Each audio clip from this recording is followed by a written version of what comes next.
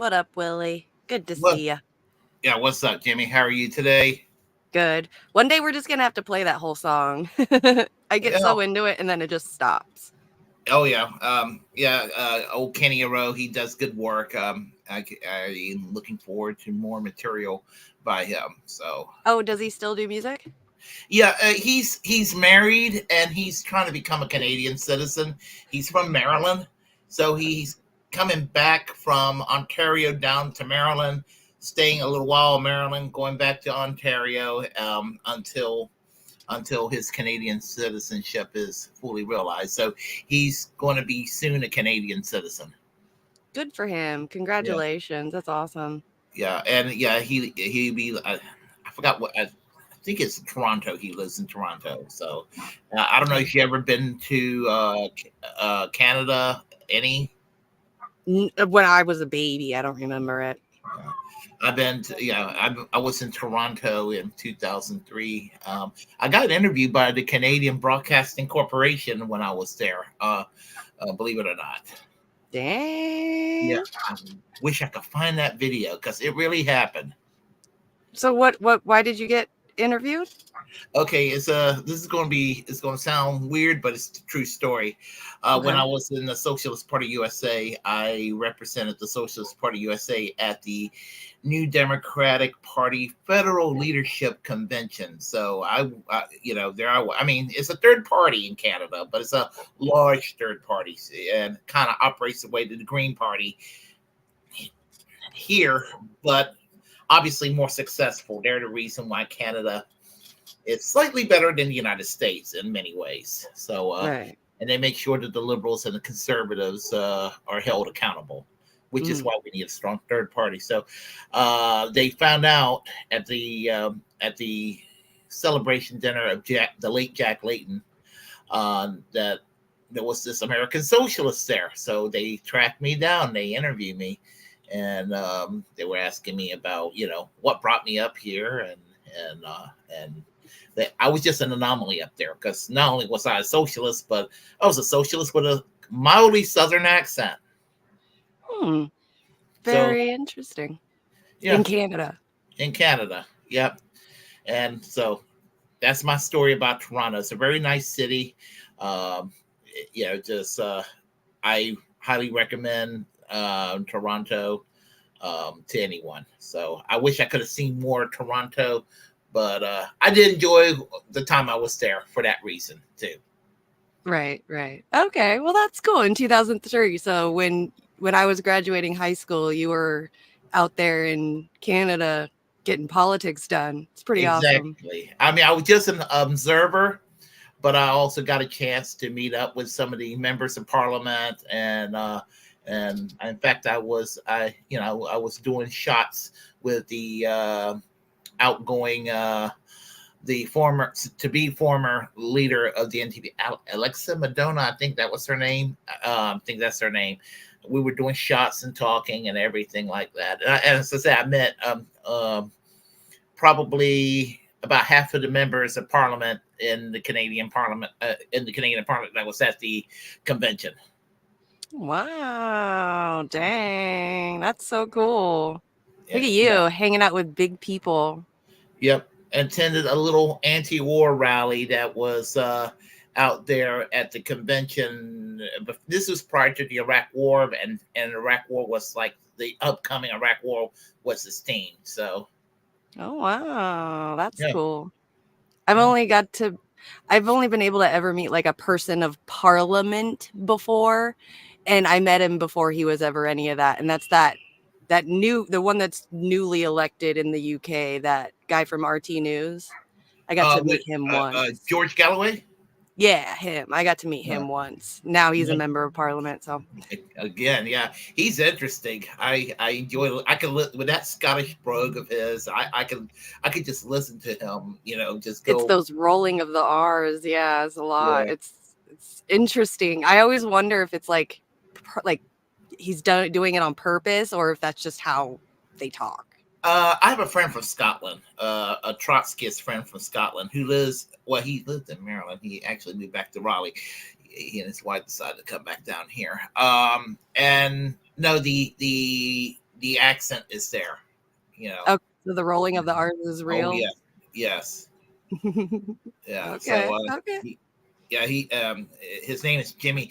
If you ever Jimmy Harkin, if you ever go down on Franklin Street in Chapel Hill, North Carolina, you see somebody playing the bagpipes. There's like a 99% chance it's that guy. Oh, okay. Very Yeah, interesting. All right, yeah. let's say what's up to the chat. I know Mr. H was already in here before we even started, so good to see you, Mr. H. Good seeing you, Uh, Mr. H. yeah, we got Rick coming Yep. from the deep, deep south. How is hell Hey, today? how you Any doing, Rick? newcomers? Daniel Berry Sports Highlight. We also got S. Stern on Twitch. Good to see you. And Saturday, what's up, David? Good to see you over on the Twitchy Twitch. Look at that. Twitch is starting to pop off. That's what I'm Yep, talking about. yep. You got to utilize all the platforms out there. That's right. That's right. So how's your week been? What have you been up to? Oh, let's see. I was off yesterday. I have new hours. My new days off is sequenced on Sundays and Mondays. And my parents are leaving next week. They had a lot of doctor's appointments to go to. They come here twice a year for their doctors, well, to visit me, but also doctor appointments that they can't get back home. Specialists, and they had more specialists than usual. We were going to go on a road trip yesterday, but we were, everybody was too tired. So, and they're leaving next week. So, Oh yeah, you got the whole week then. I will be able to spend still a little bit of quality time with them on Sunday and Monday. So, Good. that's a good thing. Good. Good. Yeah. Well, But good. I'm glad you got to spend some time with your family this week. That's awesome. And your schedule is now working to your benefit. yeah, 2 nights in a row off. I mean, hopefully I'll be less tired. Right, right. And then you started off with this show and then you work the rest of the week. That's like perfect. Exactly, and it's so much better than Friday because Yeah. Friday, when I'm done Saturday morning, my ass is kicked Yeah. around in the curb. I mean, literally kicked in the curb. I mean, just Yeah. so much shit to do. So, Nope, oh I well. understand. Yeah. I completely understand. I'm glad that we got it fixed to where it's benefiting you now. So I'm really happy because it doesn't matter to me. I can do it any day of the week and it doesn't matter. So Yeah, but Friday's that special day to be off. I mean, you it really got, is. it's also very workable for you too. I think. Yeah, yeah. If I wanted to do something, then and it could consisted of a Friday, yeah, then I'm absolutely available now to be able to do it. So for sure, for sure. Yeah. Even though I don't have anything to do, I mean, I'm like literally pushing 40. I never have anything. Maybe like kids recitals or like the kids like theater stuff, but that's it. I'm pushing 60, and that's scary. I know pushing 40 is crazy to me. I was just talking to my mom about that yesterday. It's just wild. Like just seeing all of us like remembering being all like certain ages and we're just so past that now. It's crazy. I remember when my hair was black all the time and I didn't have to dye it. Oh, I haven't hit the gray yet. Thank goodness. And I hope I don't have to. My mom she just turned 56. What was it, like 2 days ago or yesterday? It was yesterday because that's when I talked to her. Happy She birthday to just, your mom. oh, thanks. Kat, you're doing stuff.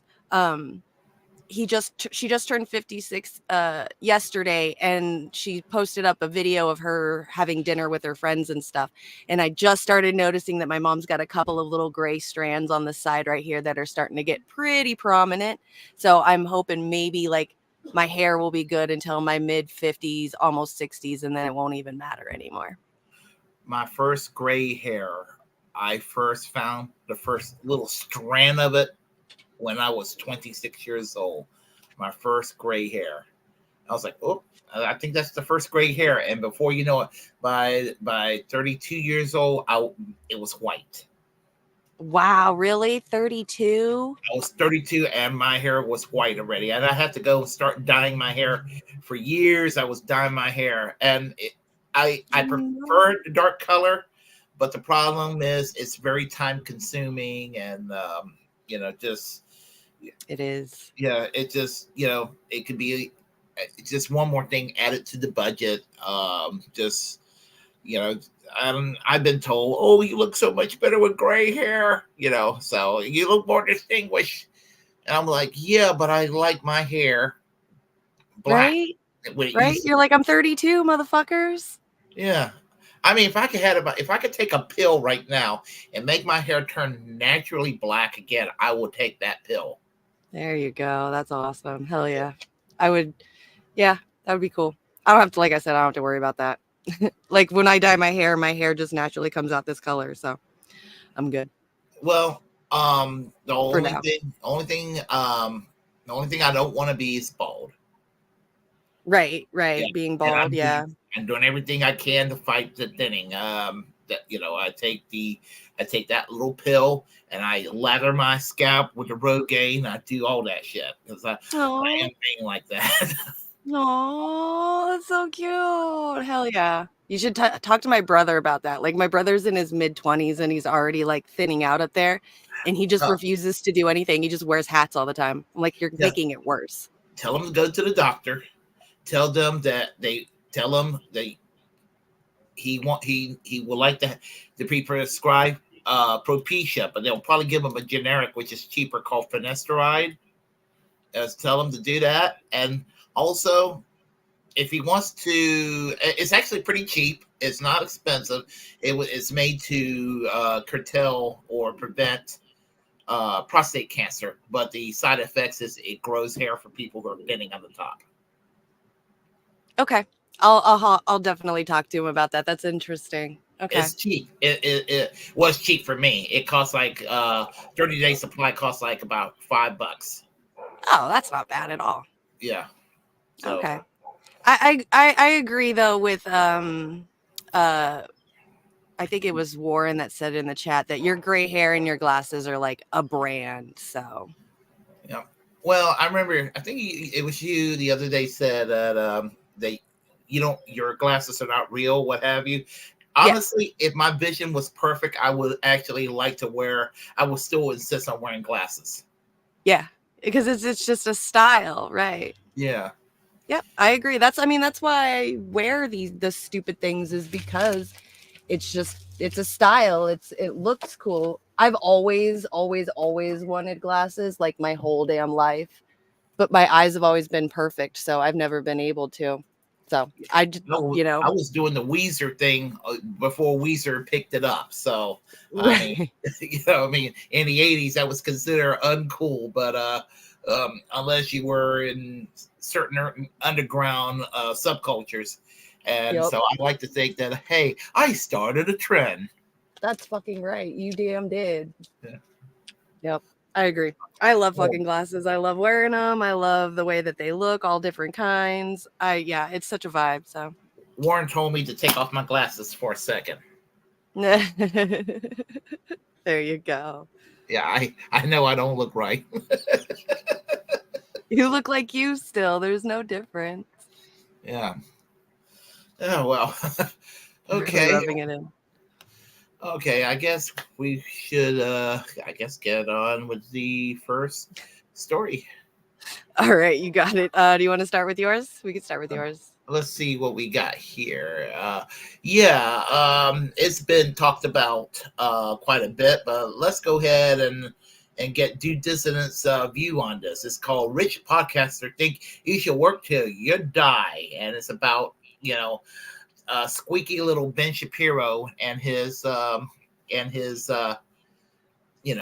worldview, where he's wrong as usual. Okay.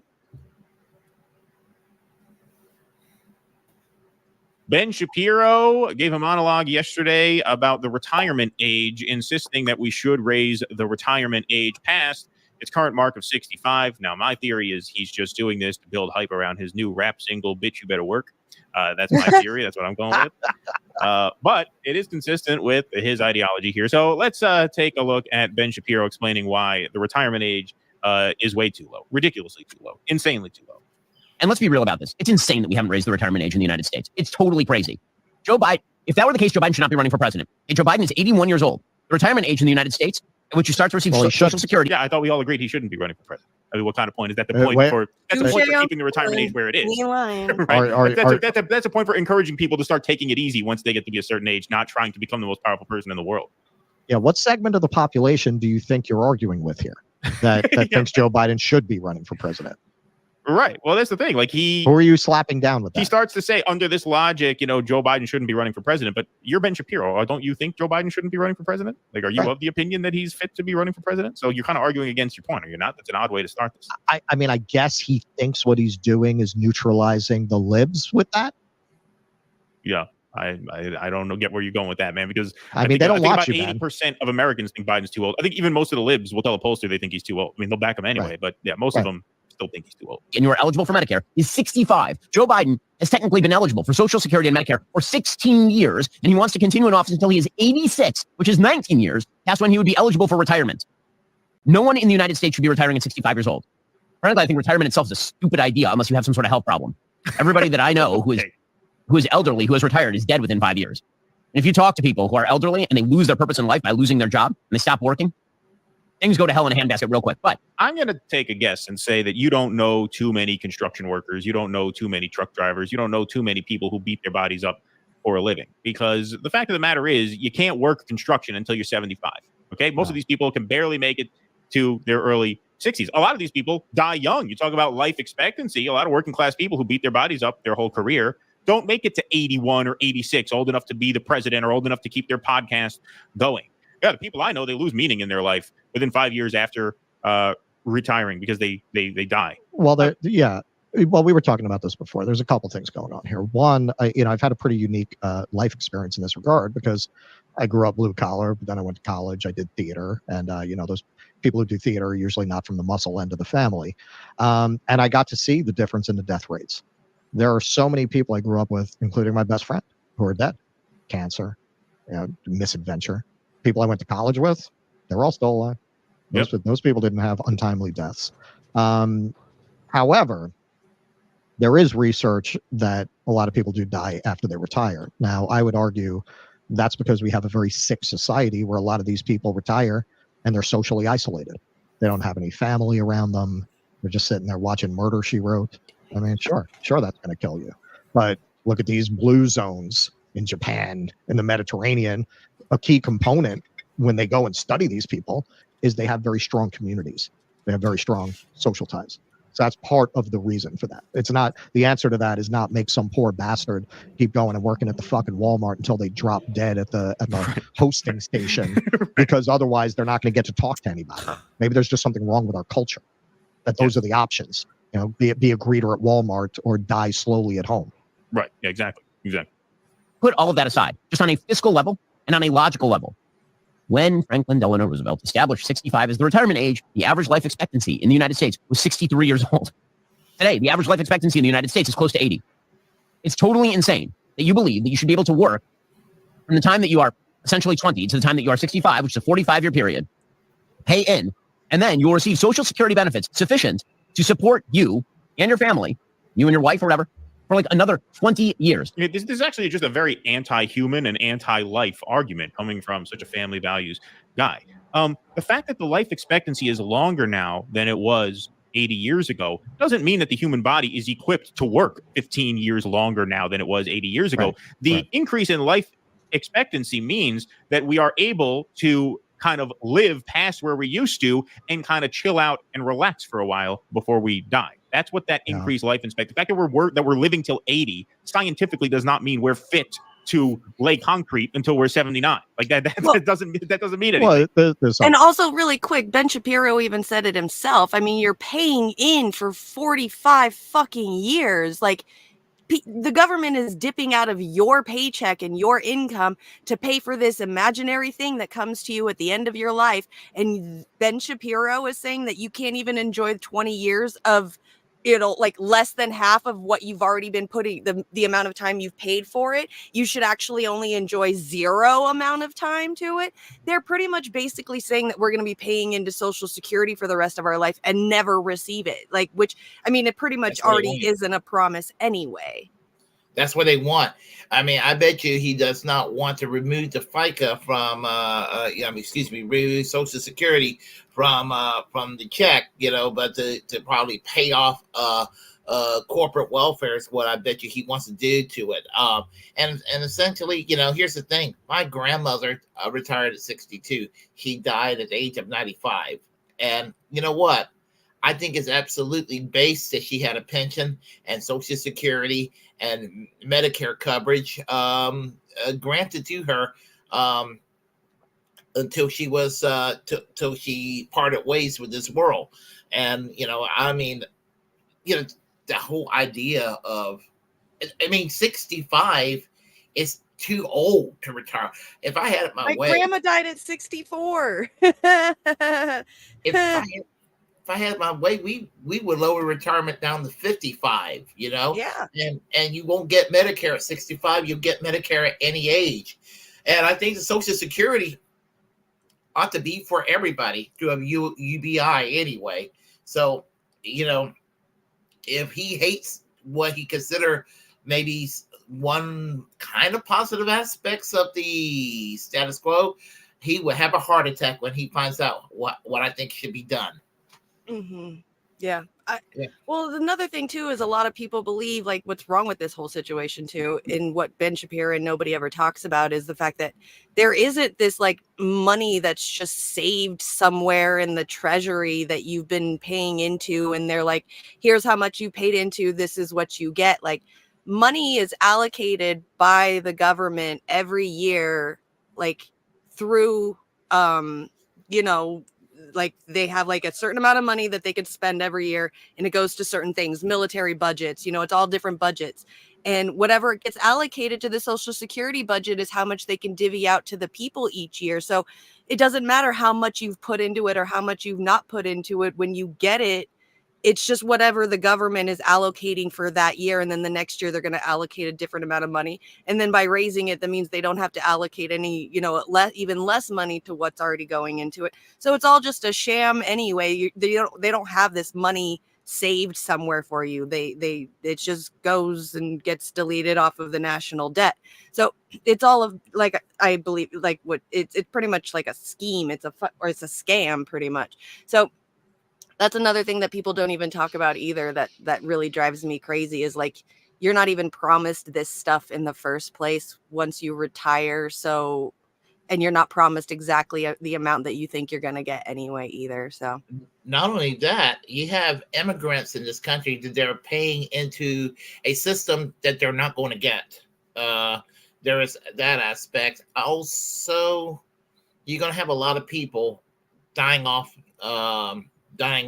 at a younger age, because a lot of people don't take good care of themselves. They don't exercise and eat right and all that, and so a lot of people are going to die off. So the money is kind of there, but he wants to create a crisis, like, we don't need it and we need to privatize it, and well, that's the problem with the right, is they like to privatize everything.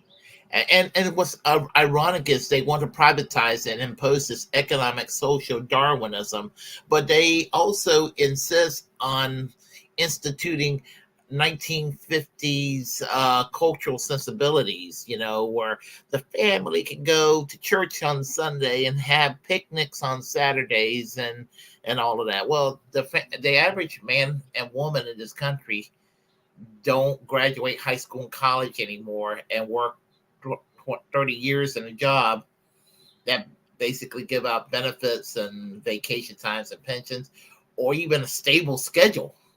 I mean, that's a thing of the past. But he doesn't mind that aspect staying in the past. He wants to impose this rigid social conservative 1950s culture, but also impose the social Darwinism, which is totally fucked up. Yep. Very well said. I agree. What else we were talking about before we came on? Yeah, I on the one hand, tour guiding is a mental job, but it's also a physical job. And being somebody with a lot of energy and a lot of stamina, I probably worked more than I should have. And yeah, man, it messed me up. I have problems in my joints now because your body's not made to walk 10 miles a day, as I did for 10 years. I was walking 5 to 10 miles a day. I could not sustain that for another 10 years. I have Yeah. problems now. I'm not 65. Yeah, no, this guy is talking about a very specific kind of worker. He's a rich guy. He's talking about the white collar worker. You know, a lot of insurance agents never retire. They work well into their old age because Right. they still make money on their existing accounts Right. until they retire. And all they're Right. doing is sitting around making phone calls anyway. So Right. you can do that at 79 Sure. and still make a Sure. lot more money than Social Security would pay out. But working people who actually work with their bodies, no, you cannot do that until you're 79 No. just because the life expectancy is longer. That is just an Sure. absurd point. No, Uh, everyone I know in construction, they are destroyed by the time they're 50. They got fucking shoulder problems and knee problems. Everything's fucked up. Yeah, no, it's brutal. That's crazy talk. That is not fiscally sustainable. The notion that if you have to raise the retirement age to 67 or 68, that everyone is going to fall apart. My parents are that age. My parents are not retired. And they shouldn't retire. It would be very bad for them to retire. What By do the way, they it's do? disrespectful to people who are I would just love to know what his parents do, that they're able to For work so real, far into what old does age. his parents I would love to know do? the answer to that. 67, 68, 69 years old to suggest Executives. that they are in the same shape. What? I think they work in Hollywood, in the entertainment, behind the scenes in the entertainment industry. I'm gonna Google it. I'm gonna Google it. People who are 65 were in 1940. It's not true at all. Have you met a 65-year-old lately? 65-year-olds are not old in the United States. They're not. The ones you're around aren't old in the United States. You meet a 65-year-old who's been driving UPS their whole life. They look pretty fucking old. Oh yeah. Well, not If only I was that. if I was Ben Shapiro's parents, I wouldn't fucking retire either. His mother was a TV company executive and his father was a composer.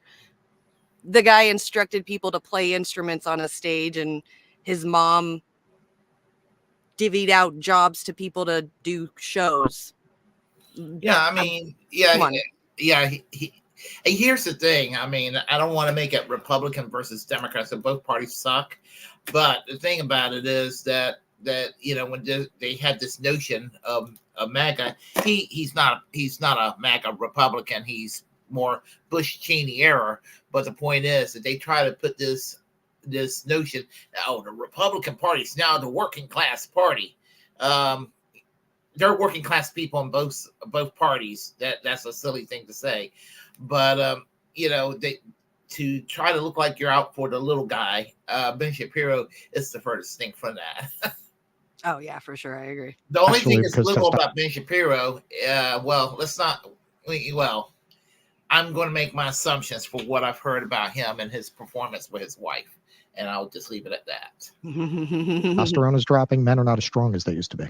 So your idea that we're becoming a race of supermen is completely wrong. Yeah, It's quite the completely opposite. wrong. Yeah, just look around. Exactly. Can't all be like me. Yeah. 68-year-olds are not old in the United States. Uh, Again, Joe Biden thinks he's not old, and that dude is running for president again, and that dude actually is old, and he's 81. I fail to see how a country in which our entire leadership class is 80 plus is telling you that we should have a retirement age of 65. It makes no sense at all. All right. and who are the people who are saying that's a good thing? Who are the people who are saying that's working out real well? As you pointed out, Ben Shapiro would be the first one to say that's a bad thing. Right. So why are you arguing the other side of it? Yeah, no, he's arguing against his own point there. And just on a more philosophical level, you know, people who make a lot of money tend to find meaning in making a lot of money. That's why they do. They do it for the money. Right, They're motivated by money. So I can understand how it's much more likely that a person like that would fall into this existential crisis once they stop doing that, because they're very passionate about the pursuit of wealth and money. Whereas if you have a more sort of civic-oriented profession, every teacher that I know who has retired was thrilled to retire. They were counting down the days 5 years back when they could retire. They go on cruises, they go on vacations, they'll buy a house down in down in South Carolina now. That like Myrtle Beach, South Carolina is like the Miami of the Hudson Valley. Like that's where the people all retire to. They love it. Their lives are unbelievable. They love being retired. They love being retired. They don't suffer from lack of meaning. I think the people who suffer for lack of meaning are people who derived all their meaning in the first place from creation of wealth and money, and in ways that are not so physically taxing on the body, where they feel like they need to wind down after 45 years on the job, right? Like if you're making a lot of money sitting down in an air-conditioned office, I could see how retiring all at once, you think, oh, what do I do? Right. I still feel physically okay. I still have this drive in me to go out and produce and earn and crush it, and I'm not doing it anymore. I could see how that could fuck with you psychologically. If you've been working on, like I said, construction sites, if you've been working a blue collar job for 45 years, that's about all your body could take. You know, Sure. if you're a teacher and you have a community of people around you who you've gotten to know, who you can spend quality time with after you retire, they love it. Every single to a person, they love it. Nobody says, oh, I miss teaching. Nobody quits teaching after 45 years and says, oh, I miss it. I wish I could go back. You know, in my experience, teachers are often married. And I think that makes a difference too.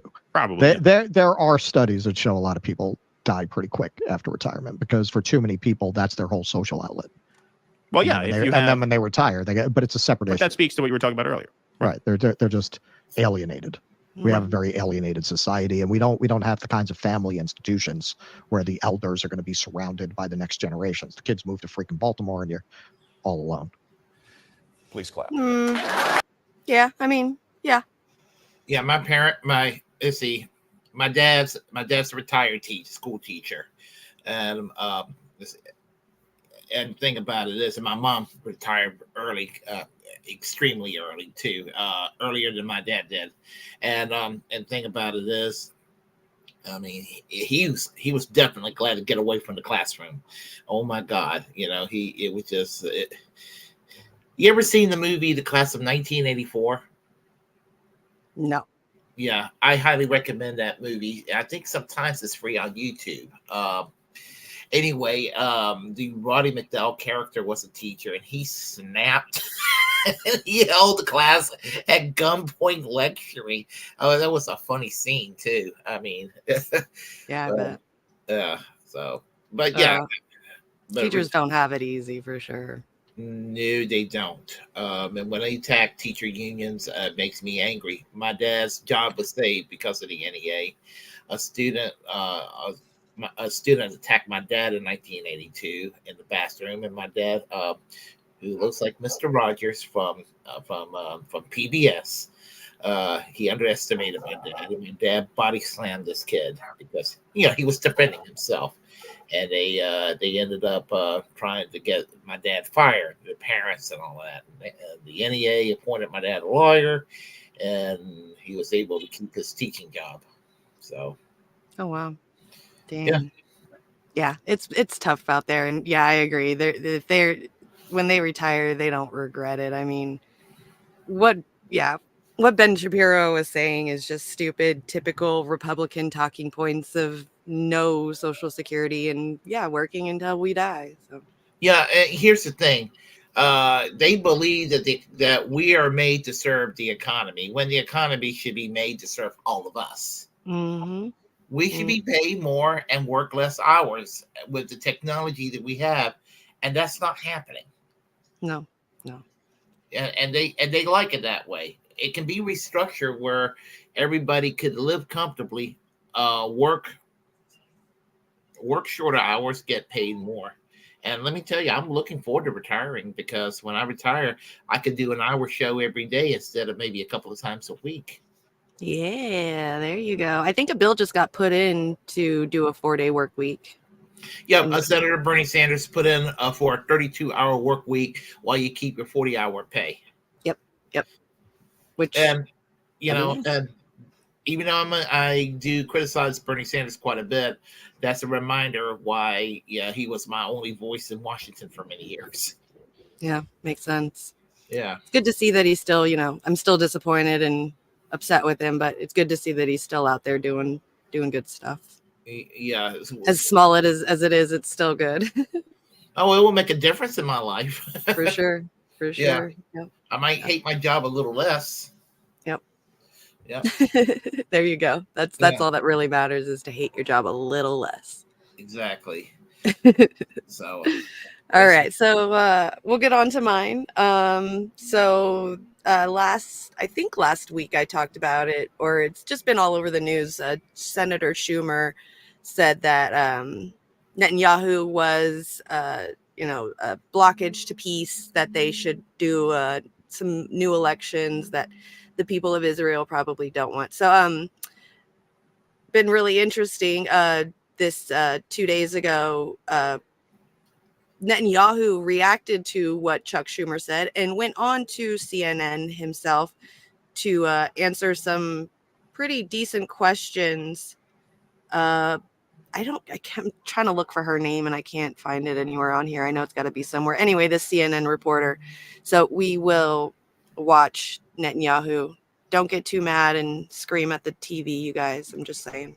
Here with me now is Israeli Prime Minister Benjamin Netanyahu. Thank you so much for joining me. Let's start with that potential deal, sir. 100 hostages are still being held by Hamas. You're sending that negotiating team to Qatar in the coming days to talk about a potential deal, 3 hostages in exchange for a 6-week pause in fighting. As you know, Hamas is demanding the release of hundreds of Palestinian prisoners in exchange for roughly 40 female hostages. Are you open to that? Are you close to a deal?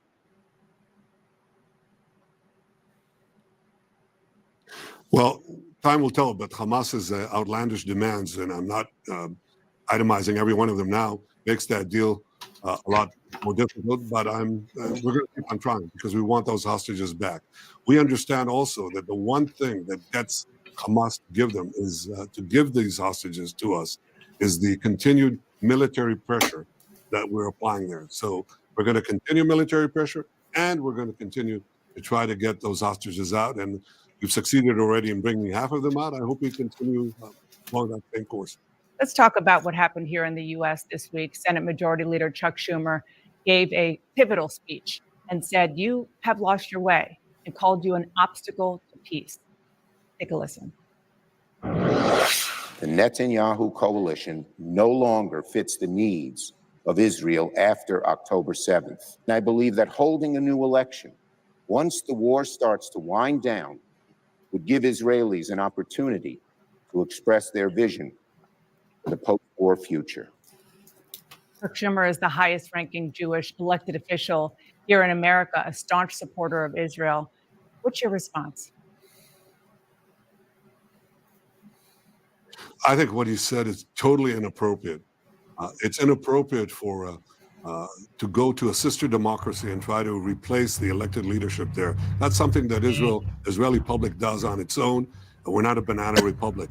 I think the only government that we should be working on to bring down now is the terrorist tyranny in Gaza, the Hamas tyranny that murdered over 1,000 Israelis, including some dozens of Americans, and is holding. I love how he has like a hypocrisy in the same sentence. He's like, America should leave us alone and let us have our own elections, but Palestine, we should topple their government and totally like put in whatever we decide is good for them. Yeah, on top of that, during the Obama presidency, what happened is that he did everything he could to undermine the Obama presidency from over there with the blessing of the U.S. far right here. And the Speaker of the House, what was his name, John Boehner, had it arranged where Netanyahu did a speech in the joint session of Congress, and in the joint session of Congress, basically that plan was to throw a monkey wrench into the arms control treaty between the United States and Iran, that peace treaty, which was working, but Trump pulled the U.S. out of that treaty. But he is a gigantic hypocrite. Yeah.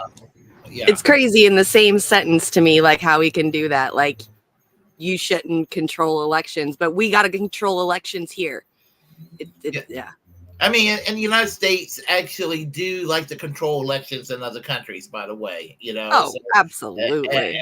And if any country needs to have an election right now around the world, it is Israel, with one of the worst heads of states around in the world right now. I mean, I consider him a dictator. I don't consider him a leader of a free country. When somebody tried to basically eradicate the Supreme Court from having any power in Israel. Mm-hmm. He's a dictator.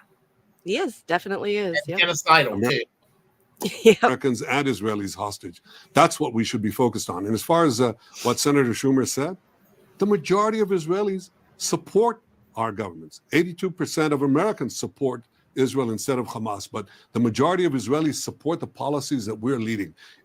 Go into Rafah, destroy the remaining Hamas terrorist battalions, make sure that we don't put into Gaza, instead of Hamas, the Palestinian Authority that educates their children towards terrorism and the annihilation of Israel, and also an enormous majority here, including 99 Knesset members to 9, oppose the idea of ramming down a Palestinian state down our throats. I want to get to some the of those majority of polls Israelis, this is a in a wake-up minute. call to Senator Schumer. The majority of Israelis support the policies of my government. Oh. It's not a fringe government. It represents the policies supported by the majority of the people. It's a fringe If Senator Schumer opposes these policies, he's not opposing me. He's opposing the people of Israel. Okay, I'm going to get to some of the polls that you Opposing the cited in people one of moment, but I Israel. just What a wanna deflection. Make sure that our viewers understand that Chuck Schumer gave the big speech. It is a But French he has government. support. At this point.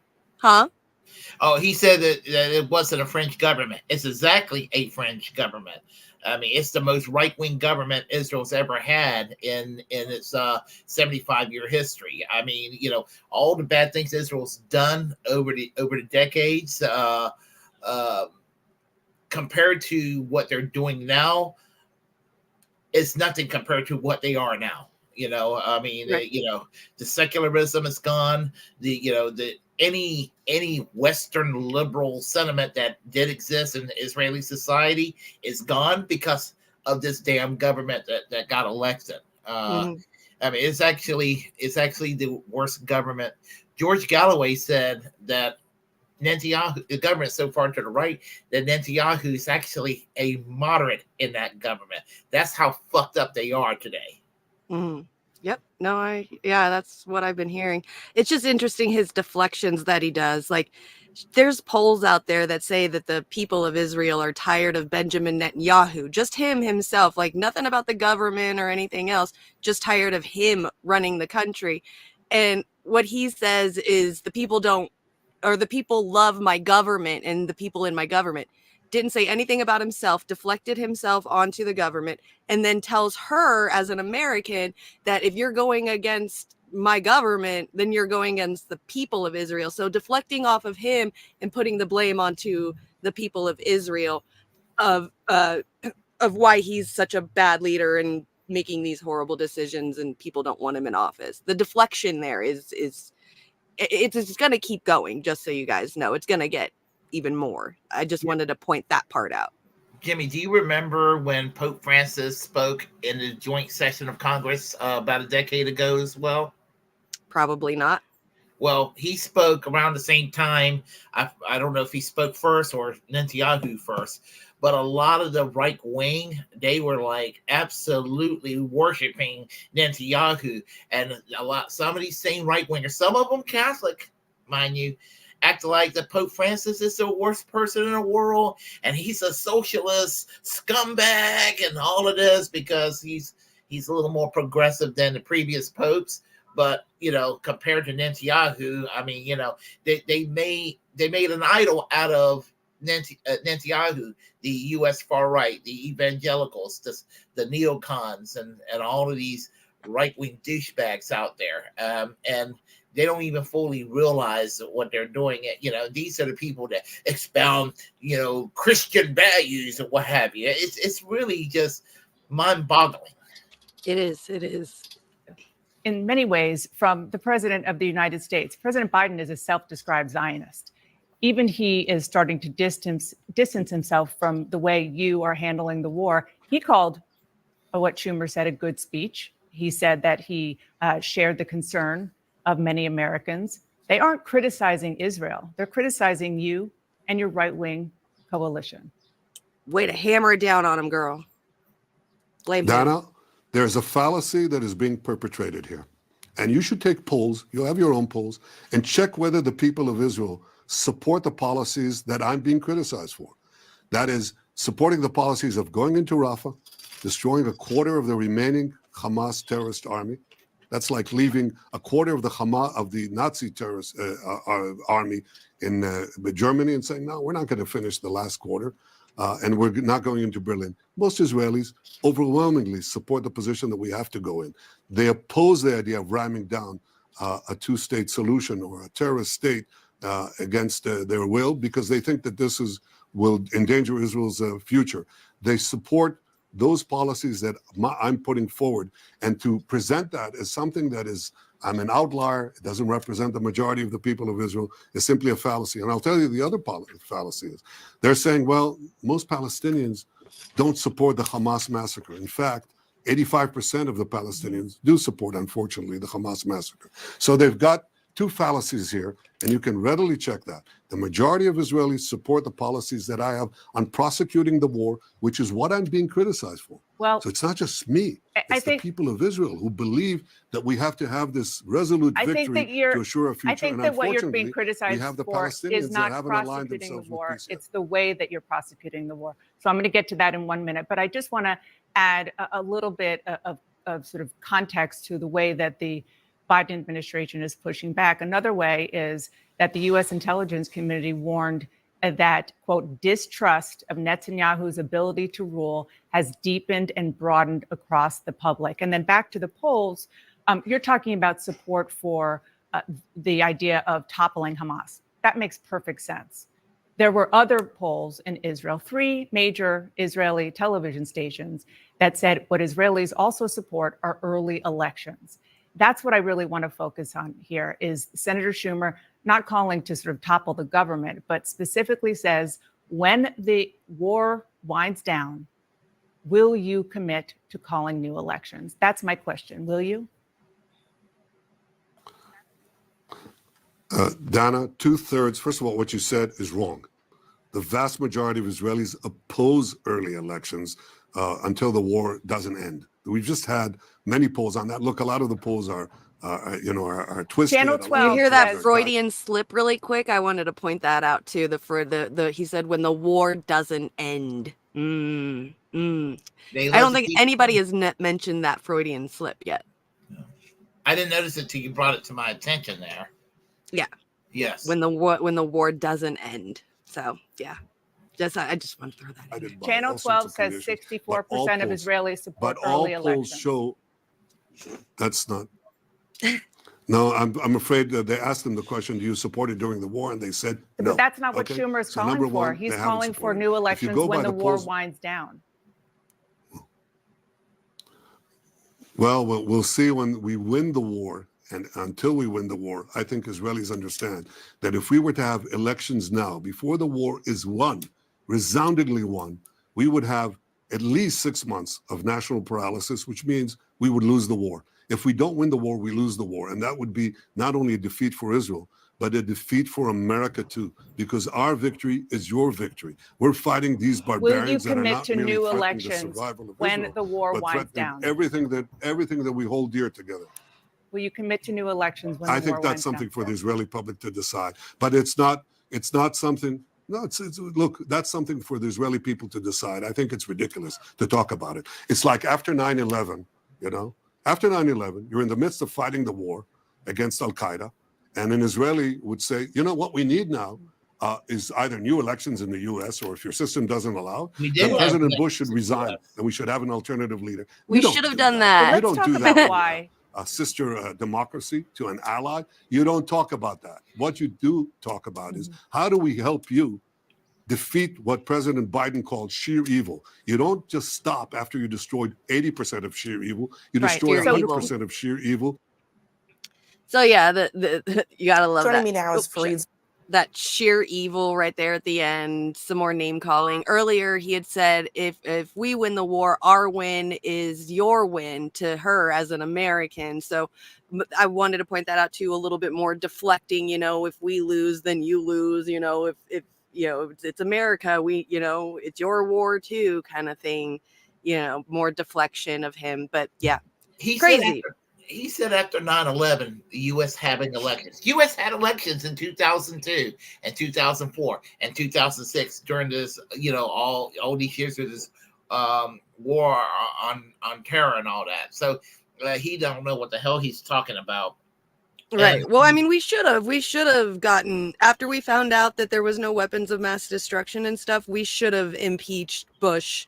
And I'm sorry, but he should be in prison. Bush and Cheney and all of those motherfuckers. Right. But we still kept it a secret and kept going on with Libya and all the rest of them and Afghanistan. And we just kept it going. So, And it doesn't matter. We should have done it. So, yeah. Doesn't matter who's the president. They kept the same Bush Cheney bullshit for foreign policy. And I'm mad about that and everything. And here's the thing. The world is not as hostile toward Israel when Israel kind of have left center governments. I mean, honestly, they haven't had a labor Meretz government since 2000, and they have had a brief period of a centrist government called Kadima, and then it's been mostly Netanyahu all these years, and Netanyahu has been the problem in that, you know, Netanyahu has been the source of the problem in modern times in Israel, and even Hamas. You can connect that with Netanyahu because it, you know, the Mossad created Hamas. A lot of people don't realize that it was Hamas was created by, groomed and nurtured and funded by Hamas to destroy the leftists that used to occupy what was the PLO all these years. So the PLO's influence has withered away, in which was secular and left leaning in favor of fundamentalism, and that was done by the Israeli Mossad by design. Yep, absolutely. I completely agree. Yeah. To me, Hamas and Netanyahu, there's a fine line. It's a fine line right there. And he loves them around. He loves keeping them around because he can justify this.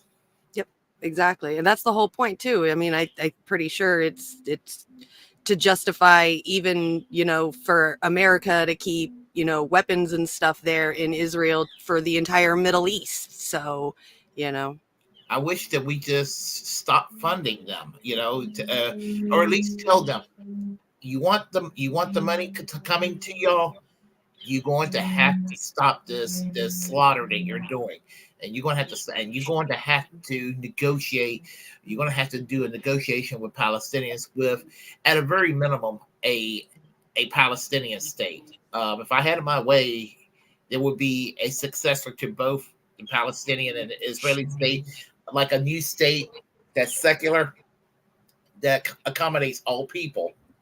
That would be desirable, but I don't think that's going to happen. no, absolutely not. They'll always find something to blame. Yeah, they'll find something to blame. They'll say, you know, for starving Gazans, they'll say, why don't you guys worry about the Houthis? Or if they'll say, you don't want us to have a religious state, then tell that to Saudi Arabia, you know. So because we allow our allies to do things that we don't allow our enemies to do. And so, you know, when other allies get to do those things and another ally wants to do the same thing in their own way, how are we to tell them no when we're allowing other ones to do it? And even with the Jewish community here in the United States, majority of them do not support what Netanyahu is doing. The source of support is from the evangelicals, the people who care about little babies dying in the U.S. because of abortion, but they don't mind little babies dying because of the IDF. Well, they're using Israel as a pawn to kind of self-fulfill prophecy. They're, you know, what's in Revelation. So. Yeah, I mean, the next time some pro-life idiot tells me about the little babies and everything, I mean, I'm going to tell that person to shut the fuck up because they support killing babies in Gaza. Yeah. Well, most of them are completely uneducated on the history of that entire place too. I mean, I think they still like I've heard them consider them Muslim bad people. They don't even know what the Nakba is. So, you know, they're not even educated in the history either. And they're only being told by the pastor or whoever leads the place that they go and worship. So, and that's all they're getting. They're not listening or doing their own research either too. So. Yeah, and here's the thing: they're not all Muslim either. No, they're not. But that's just what they say. The Yeah, Muslim bad guys. Sizable Christian community in the Palestinian areas. So a lot of them are secular. Yeah, you know, there's some of Jewish. them are Israel. Some of them are Jewish. Yeah. Yeah, so I mean, there's a diversity in the religious culture in Palestine. They're all a bunch of, you know, Muslims dressed up in burqas and, you know, and all of that. They try Right. to make it out to be. Right. I agree. Yep. Yeah. All right. So let's get on to your next one, the Glenn Greenwald. Yeah, the reason why, and sort of kind of ties into what we are talking about here. Why that there is a new bipartisan plan to ban TikTok. It passed the U.S. House, so I guess it's still waiting for it in the U.S. Senate. So Right. Correct. That is correct. yeah. All right. Which still makes me mad. I just want to say really quick, it makes me so goddamn mad that they passed this so fucking quick when they didn't even, come together this quick to ban slavery. But, America. There's one rule in Washington over the last 25 years, and I had to pick one universal, unyielding rule that has proven true.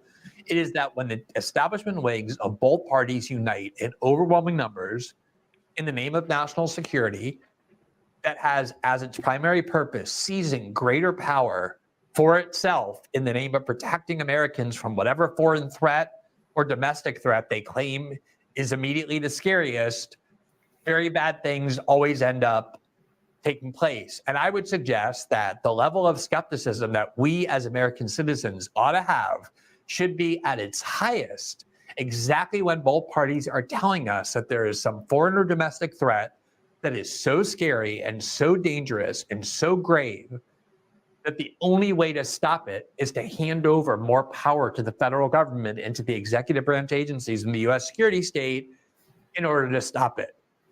That is exactly what is happening now at a remarkable level of speed and bipartisan unity in Washington that deserves more than just skepticism. There are a lot of very serious questions that I'm having a hard time finding answers to, and that's what we want to do tonight. This is a topic that we have covered many times before. This issue has been around for quite some time now, which I think is really part of the point. Here, for example, might be the first time that we covered the issue of whether TikTok should either be banned or its Chinese parent, ByteDance, forced to sell TikTok as a condition for remaining in the United States. There you see the show, March 31st, 2023, so almost a full year ago. And the first part of the show was about Rand Paul blocking a censorship bill, and then we had Darren Beatty on to discuss the Douglas Mackey verdict. But there you see at the bottom, Ron Paul blocks authoritarian anti-TikTok bill. That was what we called the censorship bill, was Rand Paul's success in blocking a bill that was designed to ostensibly ban TikTok, and yet it went further, much further beyond that. And over the years, over the last 3-4 years, they've had multiple instances where they've summoned the CEO of TikTok to the Senate and to Congress to try and rake him over the coals and to try and imply that even though he's not even Chinese, he's Singaporean. And even though he's the opposite of an ideologue, he's a capitalist, somebody who left Singapore to go to London School of Economics, then went on to Goldman Sachs in New York, has the exact classical pedigree of a capitalist trying to make money, not an ideologue trying to spread some ideology, let alone communism. TikTok is a company clearly intent on maximizing profit above all else. This is an idea that has been lurking around Washington for a long time, to ban TikTok and to ban it on the grounds that the Chinese control TikTok and are using it to spy on our youth and to propagandize American citizens. And yet it's really not gone anywhere. There's been no consolidated bipartisan unity in favor of it. There's been no attempt to prioritize it legislatively.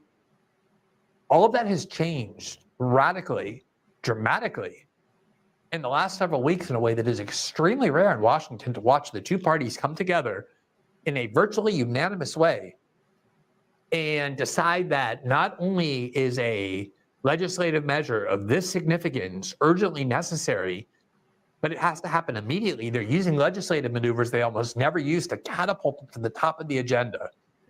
Here's the New York Times from earlier this week. House passes bill to force TikTok sale from Chinese owner or ban the app. Quote, the legislation received wide bipartisan support with both Republicans and Democrats showing an eagerness to appear tough on China. Quote, Republican leaders fast-tracked the bill through the House with limited debate, and it passed on a lopsided vote of 352 to 65, reflecting widespread backing for legislation that would take direct aim at China in an election year. Now, among those 65 No Votes was a very interesting coalition of the coalition we've seen before that we're very interested in, that we hope continues to grow, that you might call the anti-establishment left and the populist right, or the anti-establishment right and the populist left. It had no votes from people like Matt Gaetz and Marjorie Taylor Greene and Nancy Mace and other Trump-supporting members of Congress who associate with the America First or populist or MAGA agenda on the one hand. And then you had members of the squad like AOC and Ilhan Omar and Rashida Tlaib and Ro Khanna and others who identify as progressive, who, and it's not the first time, have come together. They came together, for example, to try and ban American troops from continuing to occupy Syria. You've seen this coalition come together before to try and combat this bipartisan establishment agenda that often appears, and yet they have nowhere near enough representation in Congress to stop a bipartisan majority when it wants to unite, as the leaders of both political parties insisted on uniting suddenly and out of the blue. Again, with the one exception being Donald Trump, who warned that a ban of TikTok would do little other than force tens of millions of Americans onto Facebook and onto Google, especially onto Facebook, which he pointed out has been frequently used by the US government to censor the flow of information. Why would you want to eliminate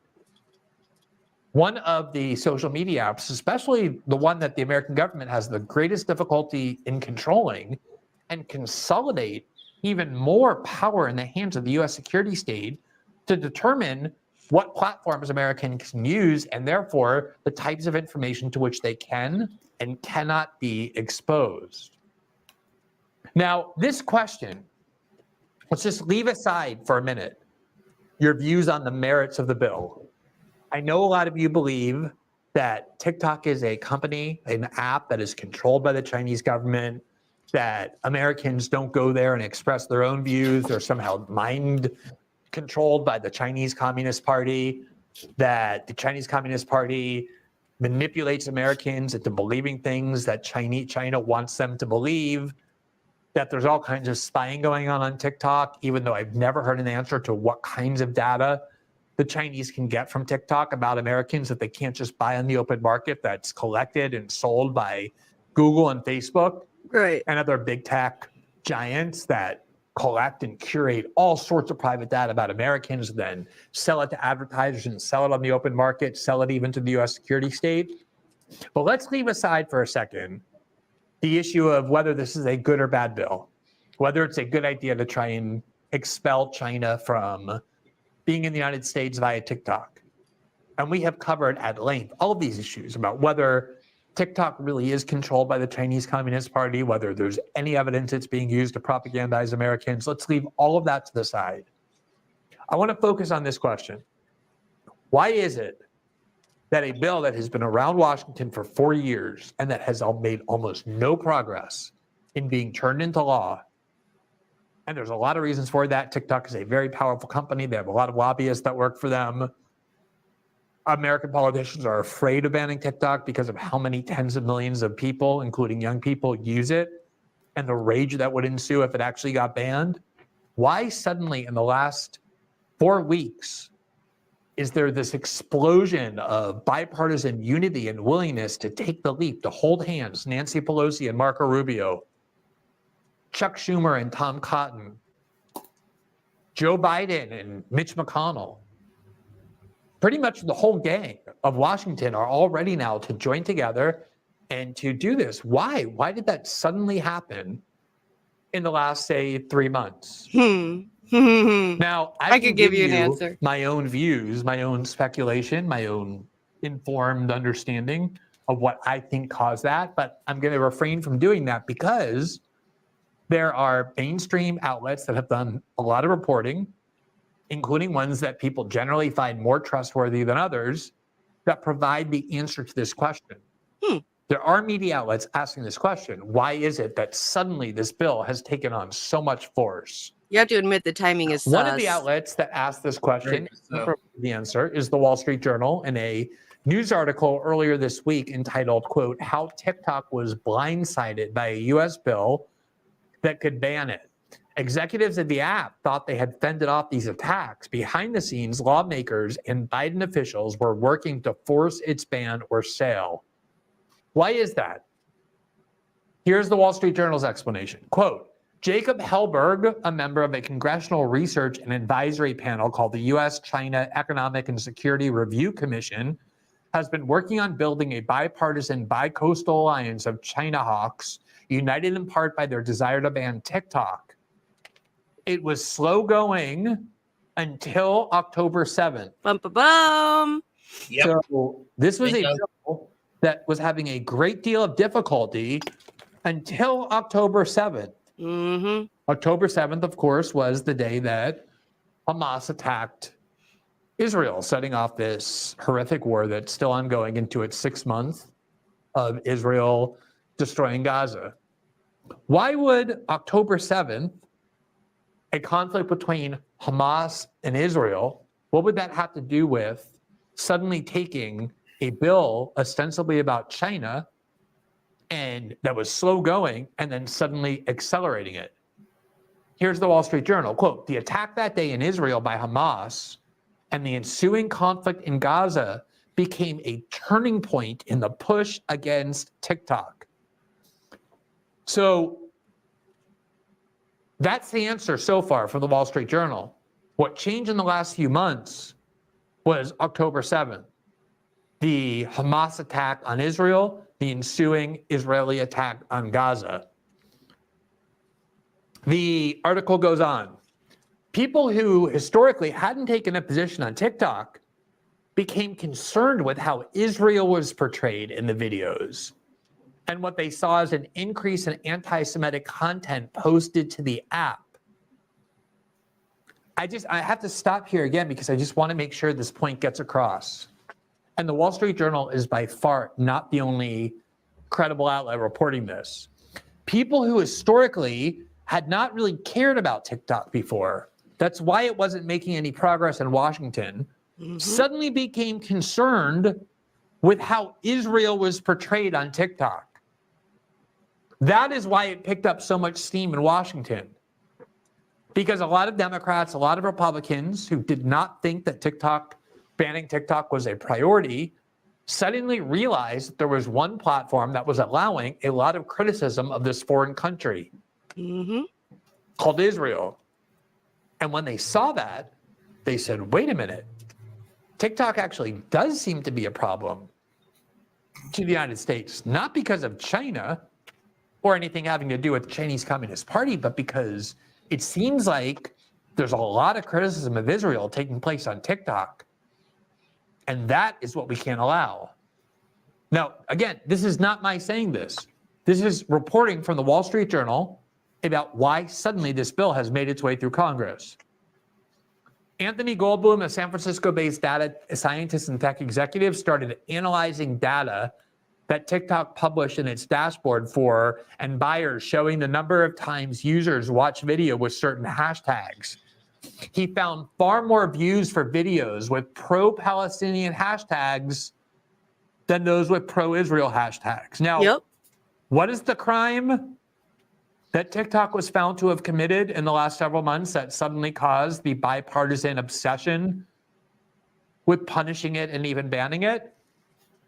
Here's the Wall Street Journal. There were far more views for videos with pro-Palestinian hashtags than those with anti-Israel hashtags.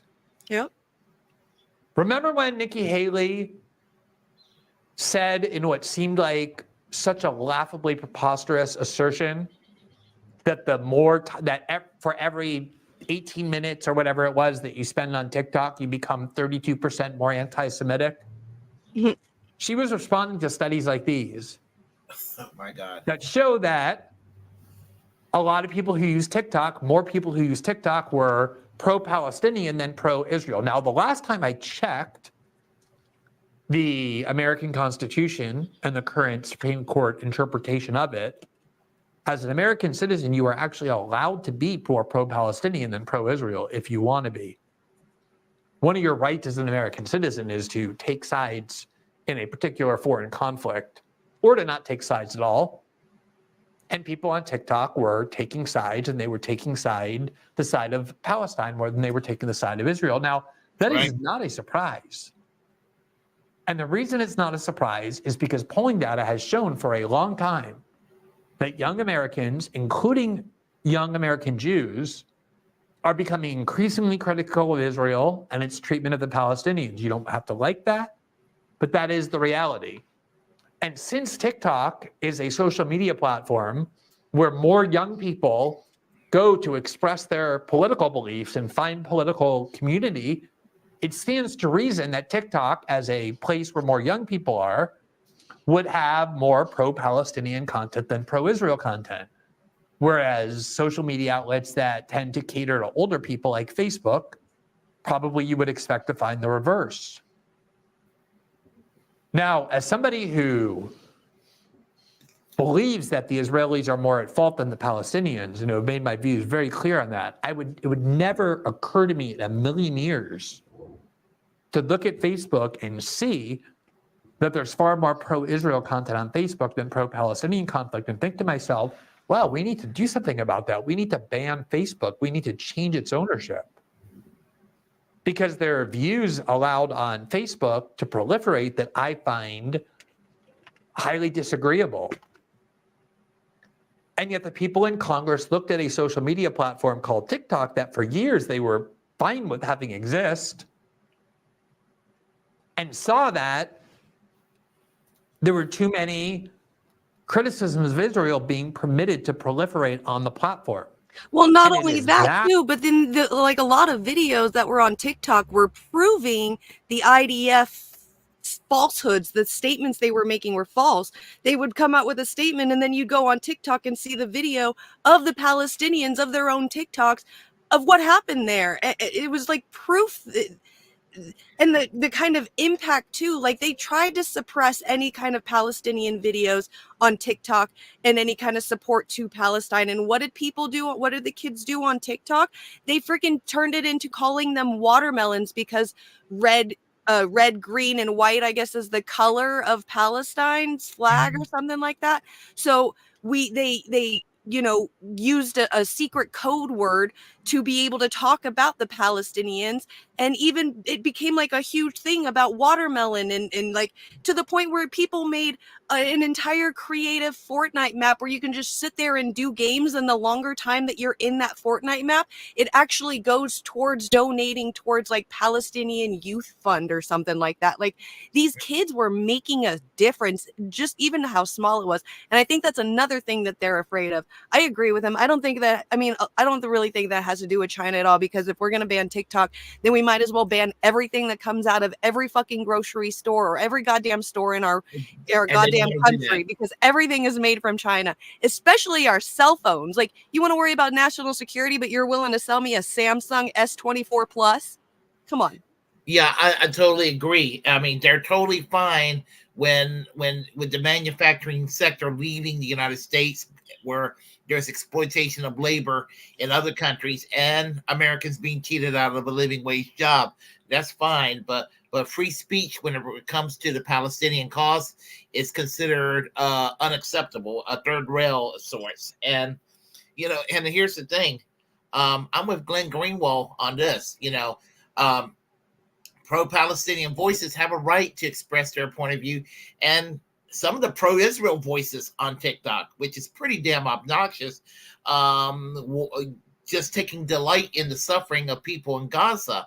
I mean, as much as I hate that, they're also entitled to their free speech. Free speech doesn't mean, speech that I only like. But the problem with, a lot of the establishment here, they think free speech only applies to things that they like, and anything that's unpleasant, must be banned.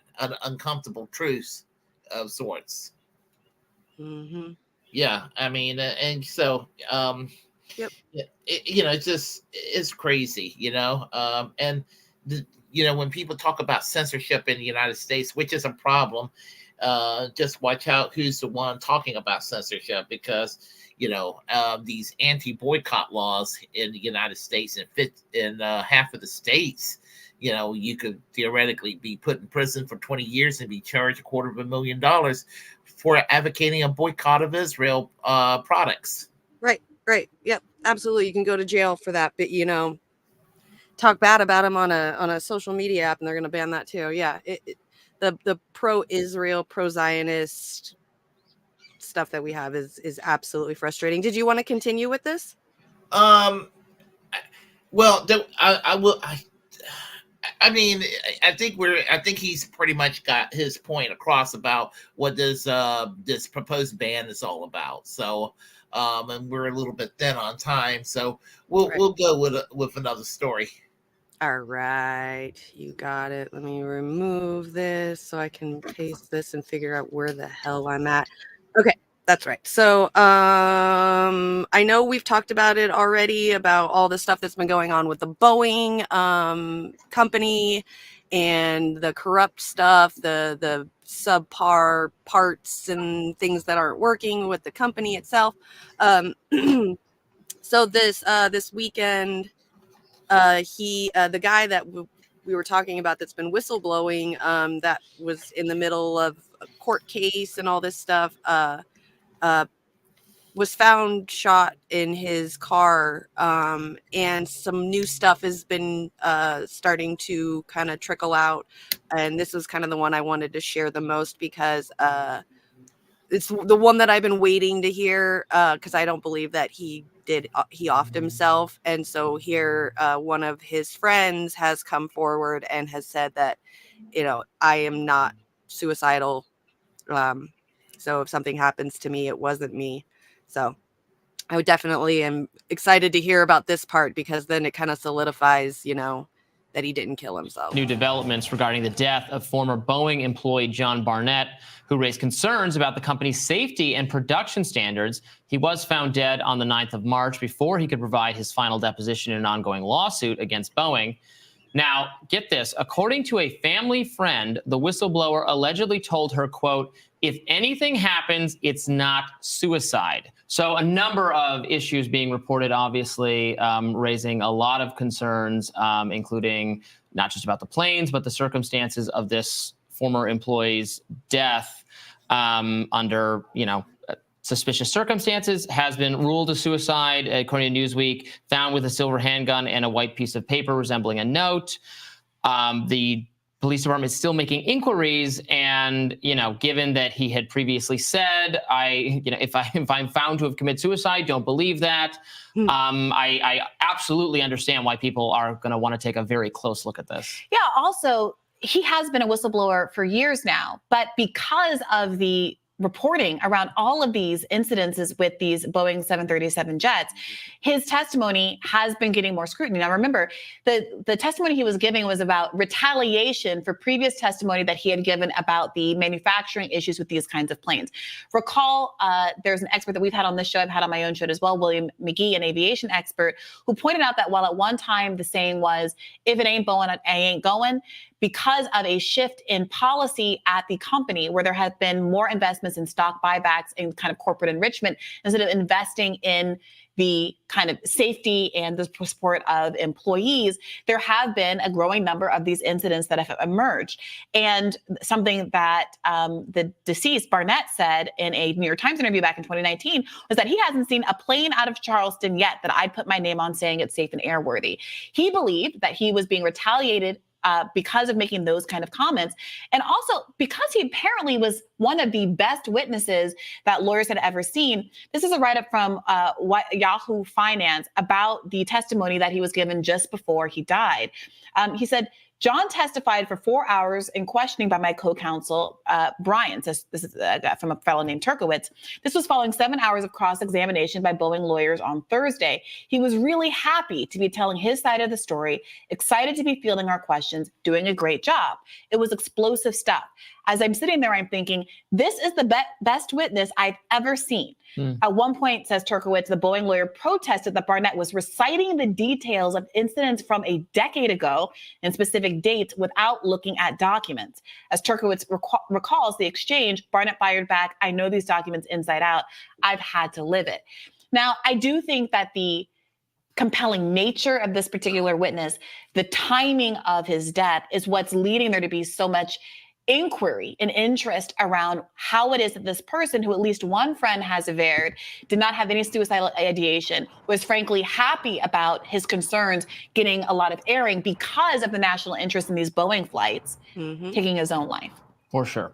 So they should continue to look in that. And at a time where we're looking very closely at I know, Boeing, right, Mr. H. given all these safety incidents that I think have people very, very, very spooked. I know our last video on this was a big hit, a lot of views. So clearly people have concerns about flying on these planes now. A company that used to have a really sterling record for safety. And, thankfully, and I do say this when we talk about this, that has not resulted yet in planes crashing or falling out of the sky, but could if not, taken seriously. And the track record in the air industry of a fairly sterling safety record of a very low number of crashes.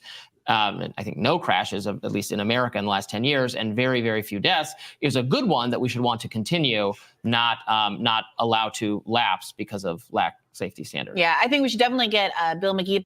Okay, I don't want to continue on because I'm not even paying attention to them anymore, what they're saying. I just wanted to get that part out. So his friend said that he even said himself, if I come up dead, it wasn't me, I'm not suicidal. So like I was saying, I think when we talked about him either a week or two ago, I want to know where the gun came from, who owns the gun, have they looked at that piece of paper and figured out if that's really his handwriting?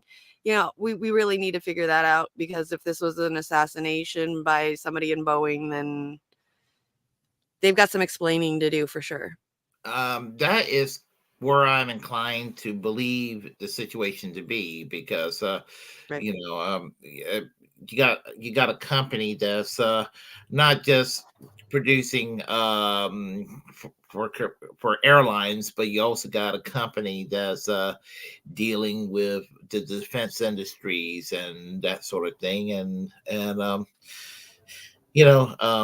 so I do think that there may be perhaps a deep state connection.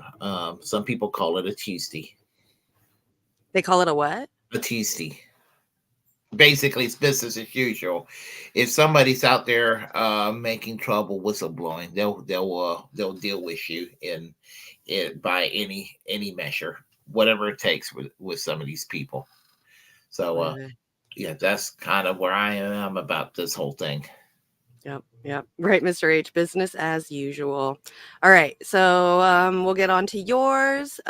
Tim Black talking about reassuring Black America. Yep. Tim Black, and he's critical of Biden from the left, and he's a little more mainstream than he used to be, but he does actually addresses something about Biden and Black voters, and I think it's worth listening to. All right, you got it. Come on.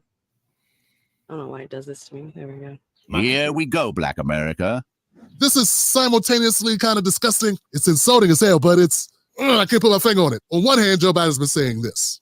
And especially for those moments when this campaign was at its lowest ebb, the African-American community stood up again for me. You've always had my back, and I'll have yours.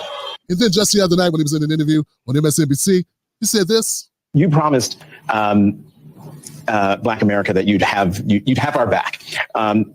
Do you feel you have our backs? I have your back. In this video, we're going to debunk, expose, and knock the bottom out of this whole little narrative they got going.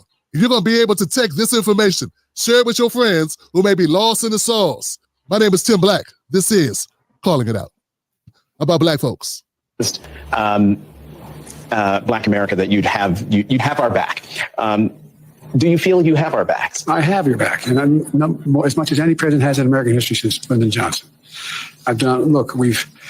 Black wealth has increased by 60%. We're across the board. And I wish you ought to interview some of the business people here, the Black leaders who are here. And they told me about how they're moving. They have loans. They have direct payments that are being made by the government to keep them going. Look, there's not a single thing they can't do given a shot. Just give it a shot. It's not only Black, but Hispanic and Asian Americans. Well, it looks like Joe Biden stopped taking the medicine that he took during the State of the Union address because he's back to being old sleepy Joe now. Right back to stumbling and fumbling and barely can put the sentence together. And Jonathan Capehart is a horrible interviewer.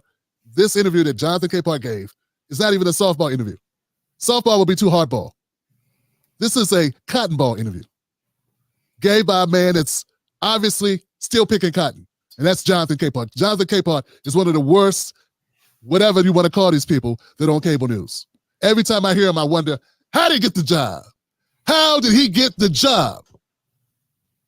But going back to Biden, there's this thing that the Democrats are doing, and this is how they plan to get votes.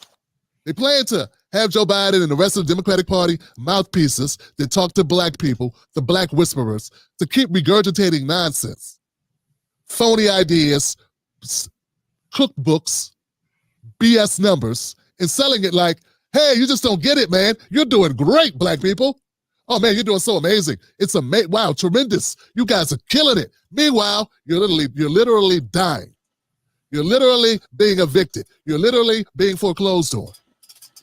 That's your reality. And you're going to have Jasmine Crockett, Joy Reid, Dr. Jason Johnson, the whole shebang, Kamala, all of them coming out to tell you how stupid you are, how you don't get it, particularly Jim Clyburn, that you don't know just how well you're doing. So let's break down this, man. First of all, this is not the first time that Joe Biden has claimed that black Americans are doing so well in the racial wealth gap category. And before I even say that part, notice how when Joe Biden's talking about black people, he got to throw in the Asians and the Hispanics. No one does that when they talk to Asians. There's not a single thing they can't do given a shot.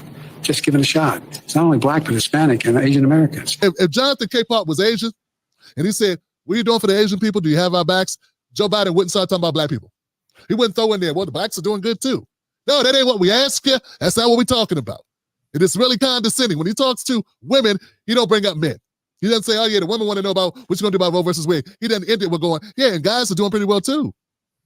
We got something there for the testicles. We got some stuff we're doing for the erectile dysfunction disease.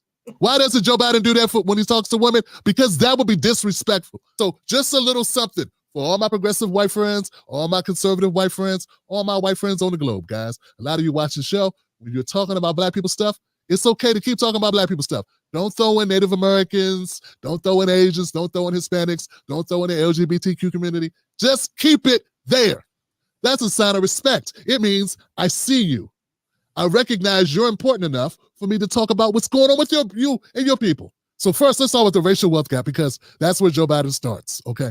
He also brought this up when he was in South Carolina. He gave a horrible speech. For some reason, people clapped. They must have been paid to clap. Someone must have been holding up a please applaud sign. Remember this at the Emmanuel Church? Farmer for these things. You know, we're growing back black wealth. Well, we have a lot more to do. The racial wealth gap is the smallest it's been in 20 years under my watch. So when we first look at the racial wealth gap, we got to look at the wealth ratio. And that's just like how black wealth compares to white wealth. So here's what Biden is claiming. Biden is claiming that black wealth, racial wealth went up so much. In 2022, for every $100 that a white family has, a black family had $15.75. For every $100 a white family has, the black family has $15.75. That's actually better than it was. That is the closest black people have been to white wealth in the last 20 years. Yeah, and Biden's applauding that. Applauding it. It used to be much lower, $13. Now it's $15.75 for every $100. Instead of saying, hey, that's still way too low, he's going, hey, we're making progress. We went up a whole $1. You're still grossly less, almost identically where you were, but it did went up a little. So this is what the Democratic Party is running on for black people. This is what all of the black whisperers by the Democratic shields, all of the Democratic Party talking heads that come out and talk to black people and tell us how dumb we are. We don't listen. This is what Roland Martin's telling us. This is what Joy Reid's saying. This is what the Native Pod is talking about. This is what they're saying. This is what they're going to try to sell you. Is this $15.75 for every $100? And they call that winning. If I had $100, for every $100, if you had $15, would you consider yourself winning? The answer is pretty simple. No, not even close. But to Biden and the Democrats, the Democratic establishment, and the corporate news media, they want you to think that is what winning looks like for black people. Let's keep going. The other part of this interracial wealth gap is also the dollar amount difference. In 2022, the average white family wealth was $285,000. Now, there's going to be some white families that have a lot more and some that have a lot less. The average white family, $285,000. The average black family, $45,000. Okay? 285 to 45. You can do the math. $240,000 difference. That's the widest it's been since 1989. Biden doesn't want to talk about that because that got worse. White people end up getting more money, having more wealth than they had before, and black people have less. So he won't be discussing that part. But that's how you come to a determination about what the racial wealth gap is. I've had Dr. Sandy Dirty on my show. He's an economist. He's discussed this. We've had it. We've talked about it. Dr. Derek Hamilton. I've had a number of doctors on my show. Dr. Elwood Watson's been on. Dr. Cornell West has been on. I've had several doctors, not just me reading articles and reading books, but actual professionals in academic professionals, doctorate degree having people that teach, have come on this show that you're watching and exposed this, worked it out, broken it down for us. Become a member of the Calling It Out Squad. This is what we do. So this is bogus as hell what Joe Biden's selling. It's horrible. It's phony. These are them spinning the numbers. This is them trying to get black votes without giving anything for black people. And anybody watching, tell a friend, say, look, Tim Black had this episode. It's on the racial wealth gap. It's on what Joe Biden's selling. Joe Biden's bringing it up. Here goes the truth about it, and hit play. Or send them the link. Let them watch for themselves. We have to wake people up. It's the only chance we got. So then we go on to the other part of this. This is where Joe Biden said 60% of black wealth has increased. Black wealth has increased by 60%. We're across the board. I don't know where they get this number, 60% more wealth. I don't understand what they're saying. That makes sense. But I can tell you where they're saying the numbers came from. They're saying since the pandemic, that 2.6 million jobs have been added. 2.6 million black jobs have been added. Joe Biden hasn't created black jobs. Here's what really happened, folks, and I want you to lean in here. Lean in here. Here, listen. There were a lot of jobs that went away because of the shutdown.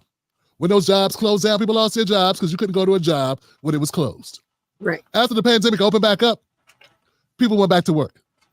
Is that a new job or is that you going back to your old job? That's people going back to their old jobs, Johnson. These are not new jobs. Mm-hmm. People, 41% of black businesses that closed during the pandemic have not reopened. Luckily, some businesses did reopen. People went back to work. Those are not new jobs. Those are not new black jobs. They're not new white jobs. They're just jobs, and people went back to work. Joe Biden is counting jobs that closed because he closed them with mandatory lockdowns. He's counting that as new jobs. Yep. Isn't that some dirty nonsense? I've been saying that. You can't go in your room for a week. Then you let them go in the room and say, hey, it's your new room. Damn, Dad, it looks like the room I already had. Because it is. It's not a new room. Oh, no. And since you're a black kid, it's a new black room. This is what the Democrats are doing. Instead of actually doing things that make your life better, so they can say, hey, thanks for those 95% of your votes, 90% of your votes, black community, almost twice as many than white voters. They say, hey, we're just going to put lipstick on a pig and call it Erykah Badu. Yeah, we're going to put lipstick on a pig and give her a name. We're going to call this pig Jill Scott. But that ain't Jill Scott. Jill Scott's a beautiful black woman. This ain't her. This is a pig named Jill Scott. This ain't Erykah Badu. Believe me, it's not Erykah Badu, but it is a pig named Erykah Badu. This ain't the same thing. I know what Erykah Badu is. I know what she look like. This ain't her. This is a pig. Where get this pig from? This is what the Democratic Party is doing. And they got all these talking heads that go, yeah, that's what Erykah Badu. No, that's not Erykah Badu. No, that's Jill Scott. That's not Jill Scott. That's Rihanna. No, those are pigs with lipstick on them that you are naming them. These famous, beautiful icons. You understand what I'm saying here? You get where I'm coming from? They had the earned income credit. This was a great thing. People were getting their tax money up front each month. That money was going for families, and those families were able to lift those black children out of poverty. So 40% of black children were being lifted out of poverty because of a part of the plan in that legislation. But guess what happened? It got removed. It ended, and it could not come back because they didn't have the votes. Get what I'm saying? So Joe Biden is still counting the 40% of black kids that were pulled out of poverty on a plan that no longer exists. Make it make sense, Johnson. Make it make sense. Listen to me. This is what the Democrats do. This is why I get so angry. Because people say, Tim Black, why you get so angry with the Democrats? Because they lie. They lie. They gaslight people into thinking they're doing great things. And they're not. Is it more than Trump? I don't know. But it's not enough, whatever this is that you're doing. You're lying and saying we're still getting those 40% of black children out of poverty when that ended over a year ago. They are still counting that today. It's part of how great black people are doing. Also, they're counting the stimmy money. They're counting stimulus money, which gave people more money, as if those people still had that money. And we all know that money gone. He still counts that as wealth. It was stimulation money. It's not wealth building money. That's not wealth. If you have wealth, you can't spend it in less than a year. $4 billion worth of infrastructure investment, roads, highways. He's calling that investment into the black community when there are roads and highways all across the country that got built or that are in the process of being built. Mm-hmm. But that's not wealth for black people. That is a road to nowhere. That ain't a road. How are we getting credit? How are you saying you're helping black people by helping roads and highways? That helps America. See, they use language. They use language to deceive us. They say they're helping black people. What they're doing is rebuilding the infrastructure of the country. They say, well, you live in the country, so it's black rebuilding. Yeah, they're rebuilding roads that they should have done 30 years ago. And they're saying, since black people use this road too, we're going to say it's a black road we're rebuilding. Well, it's just roads, man. Roads anybody can drive on. Roads that are just there. Mm-hmm. The other part of it, internet access. There are certain parts of the country that have very bad internet access. They are working on increasing that in the part of the connectivity program. That's the name of it, Affordable Connectivity Program. So some people get to pay some money to have faster internet speeds. Black people will benefit from this. This is not the black internet. This is not black people's internet, black people connectivity program. This is America Affordable Connectivity Plan. It helps everybody. It's not a special speed for black people. It's not something you put in there for black people to have a better speed or more speed or get a better internet access. No, but this is what the Democrats do.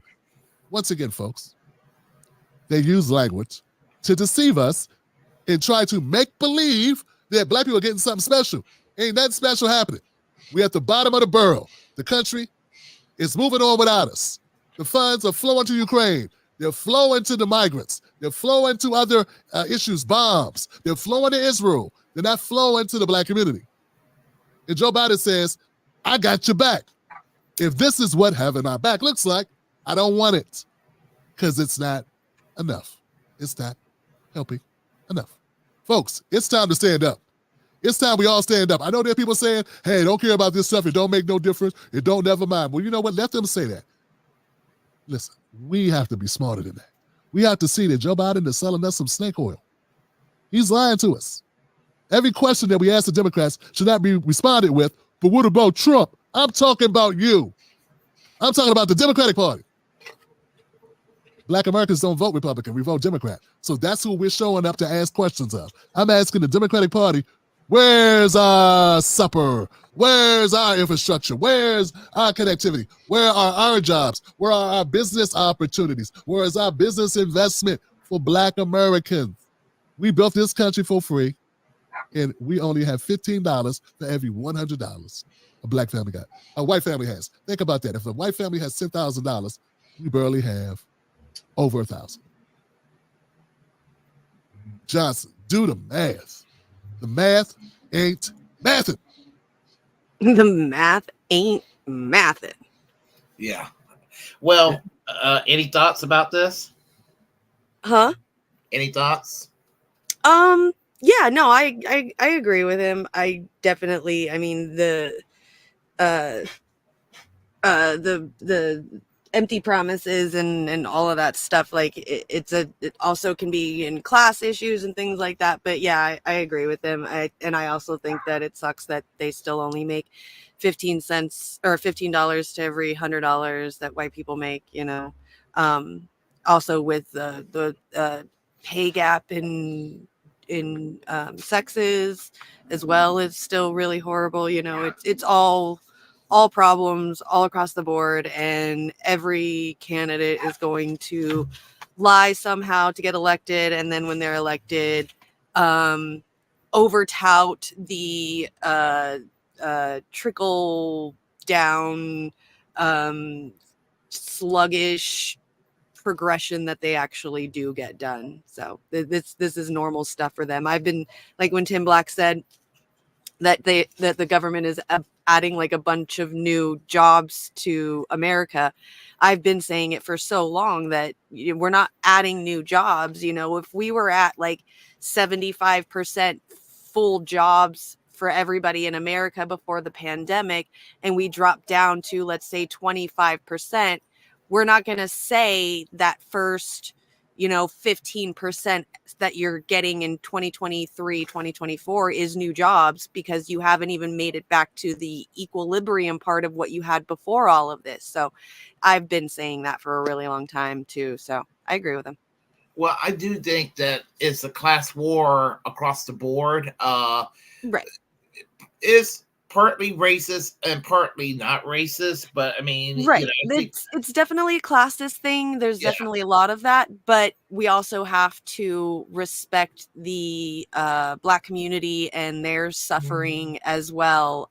So, we have to separate all the rest of that stuff and listen to what he has to say as well, about all that. And that's very important. And he's completely right about it as well.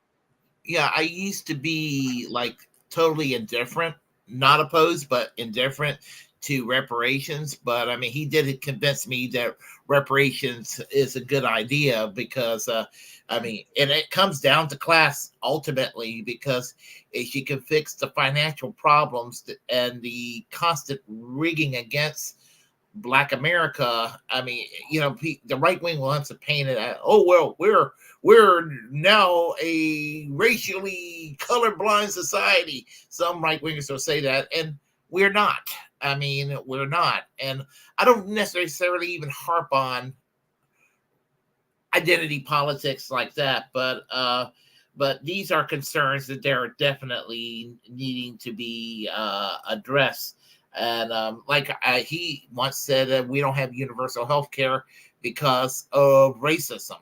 Because there's a mindset that if we have something that's, race neutral, is class reductionist, universal health care. But for some people, they think, oh my God, Black people are going to get free health care. And it bothers them, when universal health care is for everybody, right. And, Biden, I mean, he was a segregationist in their early years with the concrete jungle statement when it came to busing. He was friends with Jesse Helms. He claimed he was arrested with Nelson Mandela, which is condescending and not true at all. The crime bill that he sponsored in 1994, which was atrocious, and it put a lot of Black men in prison in the 1990s that didn't even need to be there. And the condescending comment he made in 2020, remember when he was on the Breakfast Club? He says, "You're not for Biden, you're not Black." I mean, what kind of condescending remark that is, I know. If you don't vote for me, then you're not Black. So stupid. Yeah, I mean, I was. Don't forget Anita Hill too. So. Oh yeah, Anita Hill, absolutely, yep. Yeah. So, yeah, the list goes on. I mean, I didn't feel any guilt when I voted third party in 2020. So.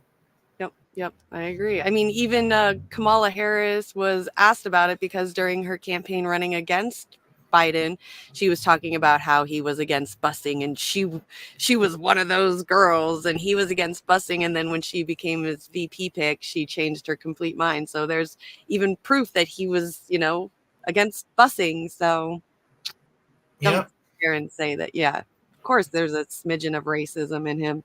Anybody that's considered a boomer probably still has a tinge of racism somewhere. Yeah, and he's. I mean, he's toast, and it didn't have to be this way.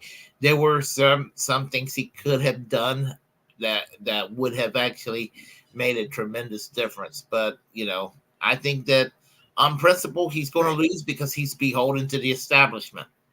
Right. And, No, I know. I don't agree. I think that even if he did everything, like even if he protected Roe v. Wade and, he was like the perfect president so far, I think the whole thing that's going on in Palestine right now and his decisions on that has totally ruined him completely. Any no, chances. that's just true. That's true. Yeah.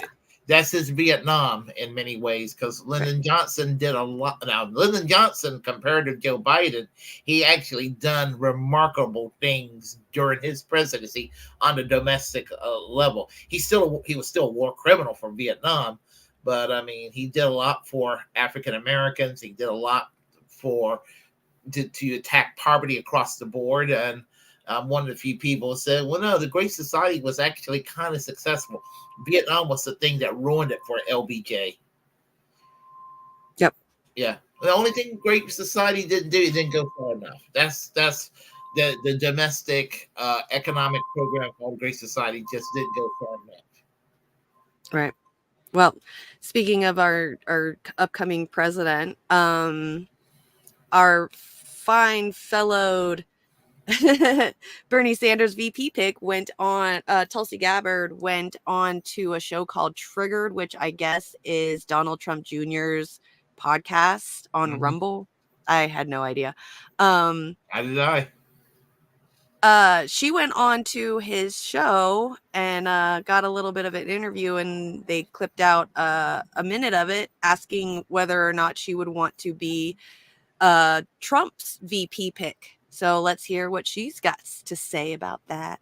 All about vice president, something I've also seen a bunch here, and actually for the last few weeks. How are you responding to that call? I'd be honored. I'd be honored to serve my country in that way. I'd be honored to actually be in a position to help President Trump execute his policies, bringing the experience that I have had of being on the front lines of many of these battles and actually understanding what we're up against.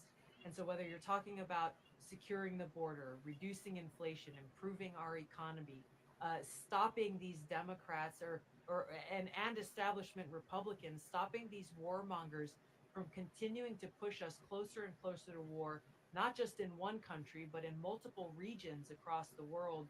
These are things, if I had the opportunity and privilege of being able to serve and support President Trump in actually executing these policies, I'd be honored to do so.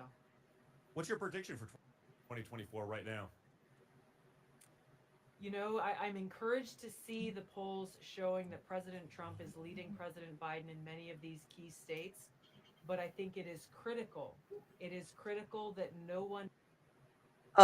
You said you can't hear it much. Okay. She said she was honored if Trump asked her to be a VP pick, and that she would like to have some position to stop the warmongers from starting ridiculous wars, which I mean that's the video right there. I don't know if she remembers when Trump was president during those 4 years, but the coup d'etat in Venezuela, trying to say Juan Guaido was the president there, allowing a country to kill General Soleimani, bringing the American embassy into Jerusalem, which kind of still increased what is going on today. Like that was still a part of what was going on, the Abraham Accords as well, to which it roller coaster to even more into what is going on today in Palestine too. So her saying that she wants a chance at having a VP pick to stop warmongering, I'm pretty sure Trump is not going to be the guy that you're going to be able to talk that into. I'm sorry. Here's the thing about Tulsi, and I talk about Tulsi a lot, and I came to the conclusion she is a massive grifter, because she started out as she was supposed to be, when she got elected in 2012 into Congress, Obama and Clinton looked at her as the future. They were going to groom her after the 2 terms of Obama and the 2 terms of Clinton that they were anticipating. She was going to continue, and she was a down the line Democrat. And then she saw Bernie and saw that movement growing in 2016. So she hopped on board the Bernie train, basically, because she knew that was where the movement was at the moment. And that time has passed, and she's grifted into this. She's an independent that ended up endorsing every Republican that walked around her way. And now she's wanting to be Trump's VP. Well, here's the thing. The Republican Party might have problems with her because she's Hindu. They want a Christian. They want a Christian ticket. And she start going to some non-denominational church and she's all happy clappy about Jesus all in the next couple of weeks. That's definitely a grift right there. So and it would actually make more sense for her to be RFK's running mate at this point.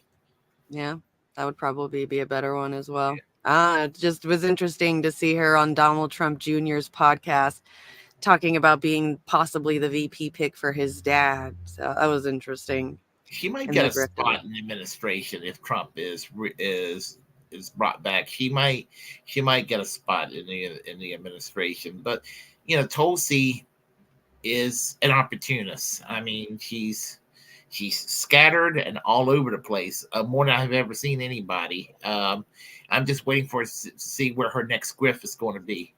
Right. Same. I agree. Yeah. I agree. So do you want to continue or do you want to end it here? Let's see. I don't know how many minutes is the Assange. I don't remember how many minutes that video is. Is it 20. I'm trying to think. Maybe we can just probably do that one if I can think about it next week. So I'll save it in the Google Docs for you for sure. Yeah. And then I've got one too, but we don't even need to bring it up next week. If you guys have the time, go and watch the debate with Destiny and Norm Finkelstein on the Lex Friedman podcast. It is 5 hours long, but it is really, really good. It's good to see Norm Finkelstein lose his shit on a little Wikipedia debate, bro.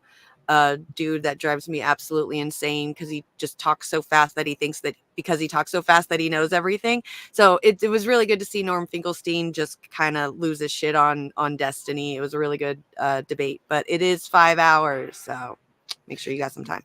Yeah, Norman Finkelstein wants to debate Ben Shapiro, but Ben Shapiro never answered because I mean, he's chicken. He's chicken. He is chicken. He's definitely chicken. I never did get the Destiny thing. I mean, I listened to him a little bit. He just always bored me. He always bored you. It's a trend. The sitting there with your chat on the screen, just watching random stuff and talking about it and Googling it and coming to conclusions on things by research online with everybody. It's the thing to do. I mean, Hassan Piker does the same thing. There's Vosh out there doing the same thing. It's just a style of that a lot of people really like because I mean, like I don't watch them, but I like that style because I could just put it on and then throw it in the background while I'm doing other things. And it's really nice to just have up-to-date things that are going on right now while you're watching. So it's a lot nicer. I don't know. It's interesting and cool. I don't know. Destiny, I guess, has been really popular for a while just because of his intellect, but he definitely has a grifting problem. Yeah, it was good to see Norm Finkelstein go after him for sure. I'll give him that. Yeah, I could imagine because anybody taking Norman Finkelstein, his presence and his vocal style. I mean, there's just no way anybody could just take that on. Right. It was interesting that Lex Friedman even wanted to put those two in the same room as if they're both equals too. Like you got this, YouTuber who looks up everything on Wikipedia all day long, sitting across the table from a guy who's literally studied the Israel and Palestine conflict for years and years, wrote books about it and things like that too. So it was interesting to see the two dynamic, the man that actually knows things and the guy that thinks he knows everything. So it's something I haven't seen ever before, a dynamic together. So it's really cool to see that and how easy an academic can like lose their shit on on a little know-it-all YouTuber. Yeah, I just It I mean, insulted your intelligence. I watched it 4 times, all right? You know how many brain cells I've lost? I'm just I'm gonna have to watch it. I've been meaning to, but just haven't gotten around to it yet. The maybe it's something. As I said, I do tend to listen to a lot of podcasts as I fall asleep in the daytime. So There you maybe go. I can take mental notes while I'm sleeping. It was so hard for me because I had to watch it on regular speed because Destiny, when he talks really fast. So like I could listen to him on regular speed, but then when Norm Finkelstein talks, I have to listen to him at like 1.5, 1.75 speed because he's such a slow talker. So in my head, man, I was like, when they would go back and forth with each other, it'd be like a really fast talker and then a really slow talker. And I'm just like, my brain is just overwhelmed, overstimulated so much because of it. But it was good. There was one guy that was sitting next to Norm Finkelstein who had a very nice calming voice. Anytime he talked, it seemed like the room just got silent. It was very interesting, the kind of presence that guy had in that room as well. I enjoyed that man, the one that was sitting next to Norm. I don't know who he is. I can't remember his name. But yeah. Yeah. Yeah. How now? What are your plans this week? Let's see. I'll probably be streaming some gaming this week as normal on my Twitch channel. I've been doing some Helldivers, some Sons of the Forest. I'll probably do some Weed Shop Simulator. I don't know, whatever I feel like. And then this Saturday, as usual, the Secret Show with Warren at midnight Eastern. I think that's all I've got. All What about you? Basically, if I get a chance, I'll do some streaming. And of course, I live on Twitter these days. It's not X, it's Twitter. And the hell with Elon Musk. At work, and that's pretty much and a little bit of quality time before my parents take their flight next week. So There you go. there's that. And other than that, same old, same old. Same old, same old. There you go.